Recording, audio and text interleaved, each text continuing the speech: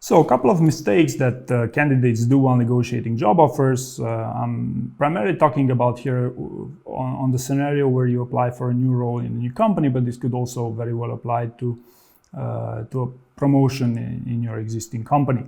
The first thing I want to touch upon here is related to communication. One example would be when you hurry up the conversation.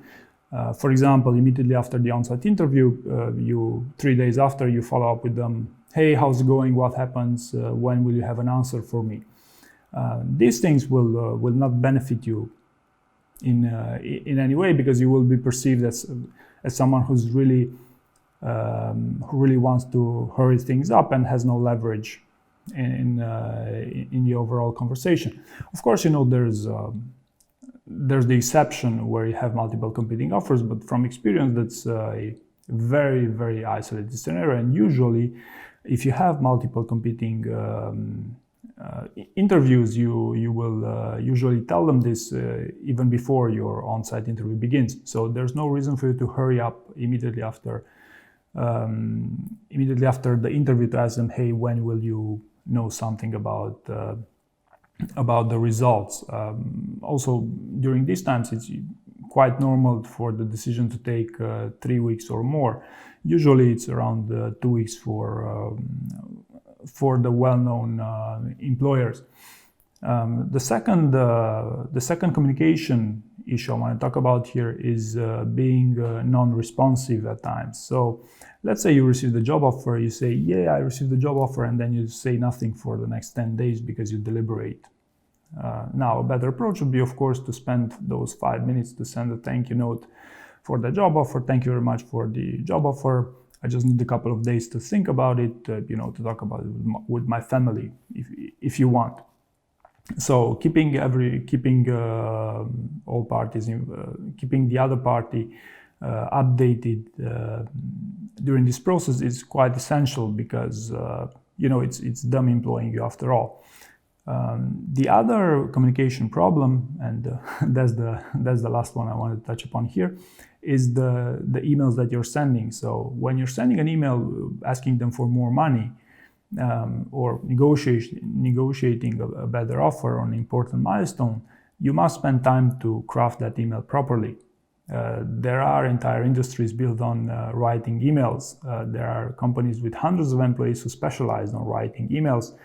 So you can imagine there is some value from crafting those emails. And of course, the straightforward approach would be here to simply look up on Google on what others are saying, because you're not the only one going through this negotiation phase. So try to see for some cool reference points.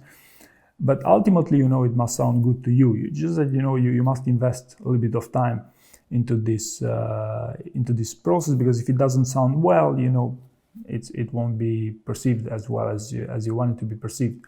Now, enough with the communication. The second types of mistakes in salary negotiation is about not knowing your worth, what you're worth, and basically where you're going with that amount of money. So knowing your worth is quite challenging in many cases, and I get asked this question quite often, and that's why I will link a couple of resources in the video description to help you have various sources to tell you, hey, we think you're within this range. And basically the objective here would be to say, hey, yes, I think I'm worth, let's say, 100,000. Why is this important? Well, because you want to negotiate the salary. After all, you want to see, hey, what if they offer you 50,000? And of course, it's not going to be a good sign for you. So knowing your worth is an exercise that usually it could even take a day or two if you want to do it properly. But again, I will link a couple of resources in the video description. And also know your value.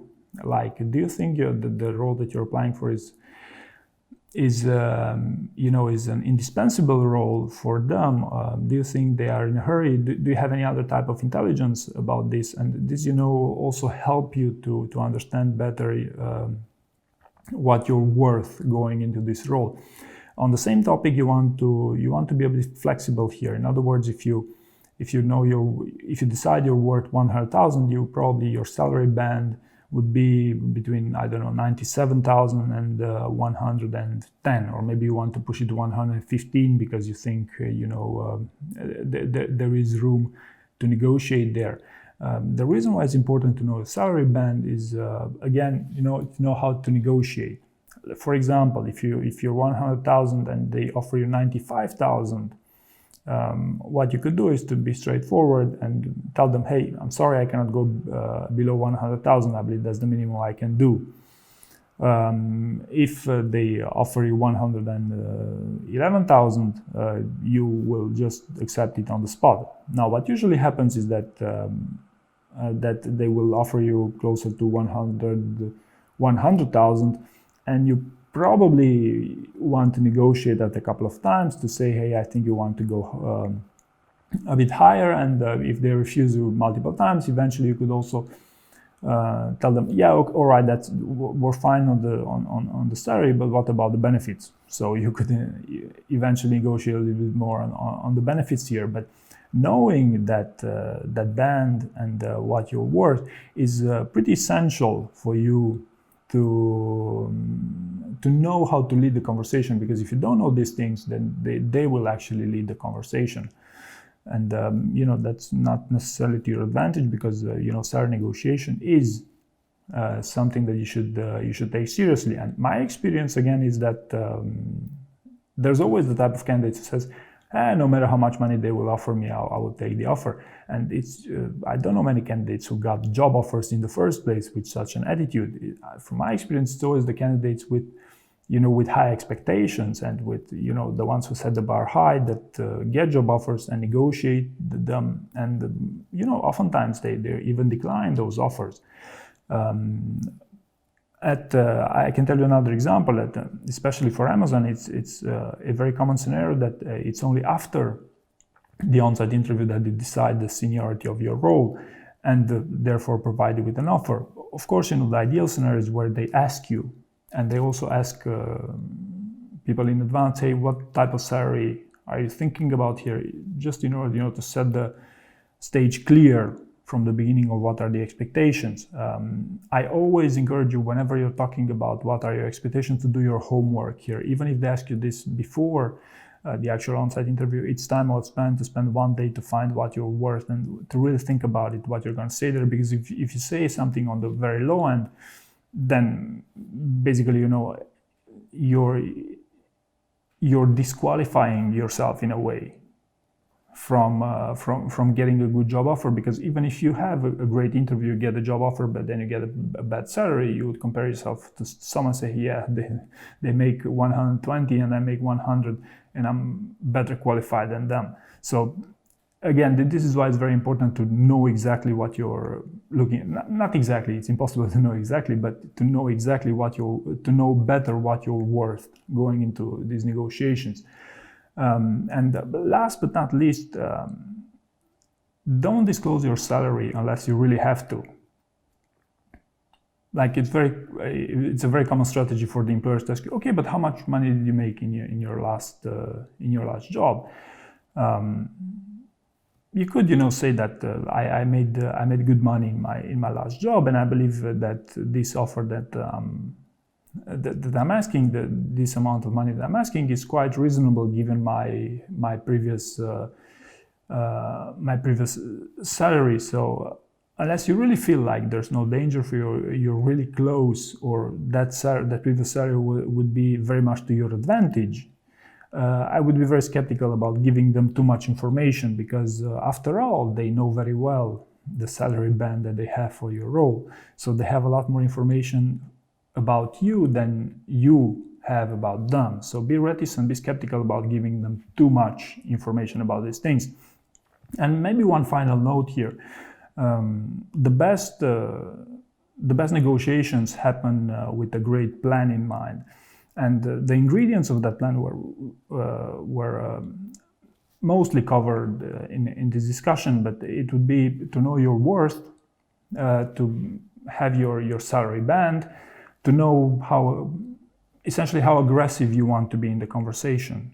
For example, if you know you're worth 100,000, but you feel like the company could easily go way beyond that, maybe you should negotiate for 115,000, or maybe if that's not the case, maybe you only want to go 105,000, because you would want to accept that offer quite easily. And you want to know, ideally, also the algorithm that you're going to employ while negotiating that thing. Like, if you remember previously when I said the example of them providing you a job offer that's not 115,000 that you wanted, but more like 110, you would say, yes, okay, we're good on the money, but let's negotiate some more benefits if at all possible. And think about it. The more you think about it in an algorithmic way, the better the chances will be that you will have maximized your negotiation process, and you didn't leave any money on the table.